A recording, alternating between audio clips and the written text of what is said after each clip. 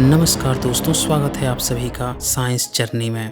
पिछले पार्ट में हमने देखा कि कैसे भारत से सिर्फ और सिर्फ बुद्ध मार्ग ही विदेशों में पहुंचा, चाहे वो तुर्किस्तान हो, चीन हो या फिर तिब्बत। आज हम इस दूसरे पार्ट में देखेंगे कि बुद्ध मार्ग कैसे कोरिया, जापान, श्रीलंका तथा वर्मा पहुंचा। सबसे पहले हम बात करते हैं कोरिया की। कोरिया में बौद्ध धर्म 372 एडी में पहुंचा था और वहां पे भारत से डायरेक्ट न पहुंचकर बल्कि चीन के माध्यम से पहुंचा। कोरिया चीन के उत्तर पूर्व में स्थित है। सबसे पहले सुंदो नामक एक बौद्ध भिक्षु बुद्ध की मूर्ति और सूत्र लेकर कोरिया पहुंचे।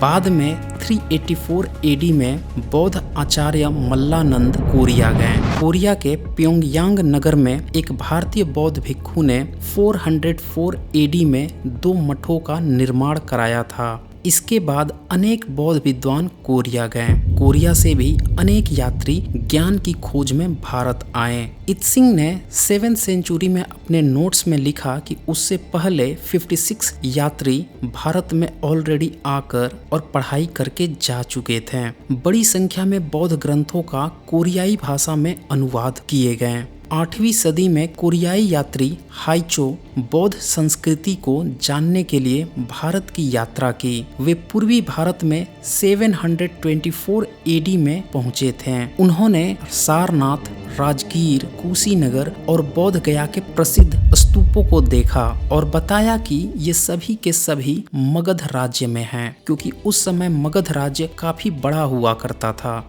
सारनाथ के अशोक स्तंभ को देखकर वो चकित रह गए। इसके बाद से आइए अब हम देखते हैं जापान में बौद्ध मार्ग कैसे पहुंचा। जापान में भी बौद्ध मार्ग भारत से डायरेक्ट न पहुंचकर कोरिया के माध्यम से पहुंचा। ये बात है 552 एडी की। उस समय कोरिया के सम्राट ने जापानी सम्राट के लिए अनेक प्रकार की वस्तुएं भेंट की थी, जिसमें बौद्ध मूर्तियां, सुत्त और उपासना की वस्तुएं और उनके साथ अनेक कलाकार एवं वास्तुकार आदि शामिल थे। जापान के सम्राट ने जब बौद्ध मार्ग के बारे में समझा तो वह इतना ज्यादा प्रभावित हुआ कि वो बौद्ध मार्ग को पूरे जापान में फैलाने के लिए सोच लिया। जल्द ही जापान में बौद्ध धर्म प्रभावशाली हो गया। वहाँ जिस लिपि में बौद्ध सूत्र लिखे जाते थे उसे सितन कहा जाता था। यह सितन वस्तुतः सिद्धम का ही दूसरा रूप है। आप समझ सकते हैं कि किस तरह से बुद्ध मार्ग की ज्ञान को जो भी लोग ले गए, सामने वाला देखकर नतमस्तक हो जाता था। उसे समझ में ही नहीं आता था इससे ज्यादा और कोई क्या ज्ञान दे सकता है। और इस तरह से तुर्किस्तान हो, चीन हो, तिब्बत हो, कोरिया हो या फिर जापान हो, ये पूरी तरह से बुद्धिस्ट देश बन गए। आइए अब हम ये भी देख लेते हैं कि श्रीलंका में बुद्ध मार्ग कब और कैसे पहुंचा। दरअसल श्रीलंका उन देशों में से एक है जहां सबसे पहले बौद्ध धर्म फैला। बौद्ध धर्म की तृतीय संगीति सम्राट अशोक के समय में हुई थी और उसके बाद उनके पुत्र महिंद और बेटी संघमित्ता दोनों ही बौद्ध धर्म का संदेश लेकर श्रीलंका गए थे और अपने साथ जो बोधि वृक्ष है, जिस वृक्ष के नीचे बुद्ध विपश्यना करते थे, उसकी एक शाखा भी लेकर गए थे और वही शाखा की चौथी पीढ़ी आज भी वहां अवेलेबल है, जिसकी एक टहनी कर्निंघम महोदय ने 19th सेंचुरी में भारत में मंगवाकर वापस बोध गया में रोपी थी, जो आज भी अवेलेबल है। जिस समय सम्राट अशोक के पुत्र और पुत्री श्रीलंका गए, उस समय वहां के राजा देवान पियतिस थे। देवान पियतिस बौद्ध धर्म के सिद्धांतों से इतने ज्यादा प्रभावित हुए कि वो बौद्ध धर्म में दीक्षित हो गए। फिर 5वीं सदी में बुद्ध घोष नामक बौद्ध भिक्षु श्रीलंका गए और बौद्ध धर्म के प्रसार में उनकी सबसे बड़ी भूमिका रही। बुद्ध घोष का जन्म गया के निकट हुआ था। वे राजा महानामन, जो कि 409 से 31 एडी के बीच में थे, के शासन काल में श्रीलंका गए थे। बौद्ध धर्म के विकास में बुद्ध घोष का सबसे बड़ा योगदान माना जाता है। यहाँ तक कि त्रिपिटकों के जितने भी ग्रंथ हैं उन पर उन्होंने विद्वतापूर्ण टीकाएं भी कर रखी हैं।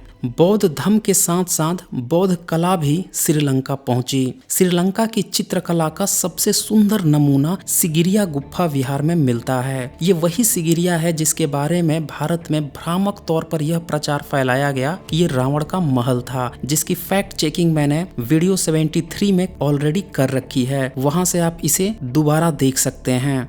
आइए अब हम देखते हैं कि वर्मा में बुद्ध मार्ग कब और कैसे पहुंचा।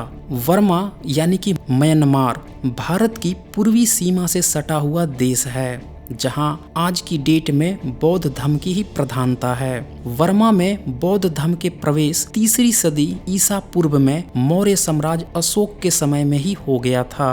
5वीं सदी में बौद्ध दार्शनिक बुद्धघोष पाली की पुस्तकें लेकर थातोन गए थे। सम्राट अशोक के समय में वर्मा को स्वर्ण भूमि के नाम से जाना जाता था। बौद्ध साहित्य के अनुसार सम्राट अशोक ने सोन तथा उत्तरा नामक बौद्ध भिक्षुओं को धर्म प्रचार हेतु वर्मा देश में भेजा था। राहुल संस्कृत्यायन का तो नाम आपने सुना होगा। उन्होंने लिखा है कि दक्षिण वर्मा में 5वीं-6ठी सदी में बौद्ध धर्म के होने के संबंध में पुरातात्विक प्रमाण मिलते हैं। वर्तमान प्रोम से 5 मील दक्षिण पियू जाति की प्राचीन राजधानी श्री क्षेत्र का ध्वंसाशेष हौजा में आज भी वर्तमान है। हौजा के समीप के एक गांव में 2 स्वर्ण पत्र अभिलेख मिले हैं, जिनमें दक्षिण की 4वीं-5वीं सदी की कदम्ब लिपि और पाली भाषा में बुद्ध वचन लिखे हुए हैं। 11वीं सदी में सिन अरहन हुए। वे त्रिपिटक के प्रकांड विद्वान थे। उन्होंने पागान के राजा अनिरुद्ध के धम्म प्रेम की बात सुनी थी। एक दिन सिन अरहन को लोग राजा अनिरुद्ध के पास ले गए। सिन अरहन के प्रभाव तथा राजा अनिरुद्ध के उत्साह से बौद्ध धर्म वर्मा में बहुत ही तेजी से दिन दुनी और रात चौगुनी की तरफ फैलने लगा। वर्मा में पागान 11वीं सदी से 13वीं सदी तक बौद्ध संस्कृति का महान केंद्र रहा। यह श्रेय वहां के प्रतापी राजा अनिरुद्ध को ही जाता है। राजा अनिरुद्ध ने ही खैजोगोन पैगोड़ा का निर्माण करवाया था और ये राजा अनिरुद्ध वही थे जिन्होंने वर्मा में पाली भाषा को वर्मा वासियों के लिए अनुकूल बनाया और उसमें बौद्ध ग्रंथों का अनुवाद करवाया। तो दोस्तों, इस तरह से हम देखते हैं कि भारत से एकमात्र बौद्ध मार्ग ही विदेशों में पहुंचा।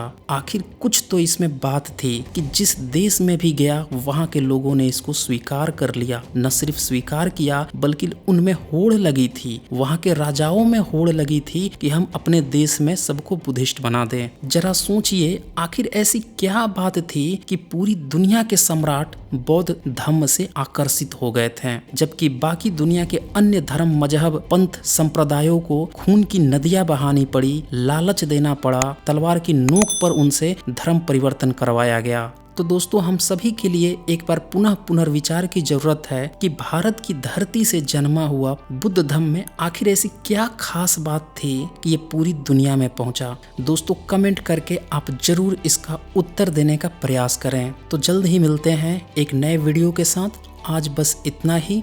धन्यवाद।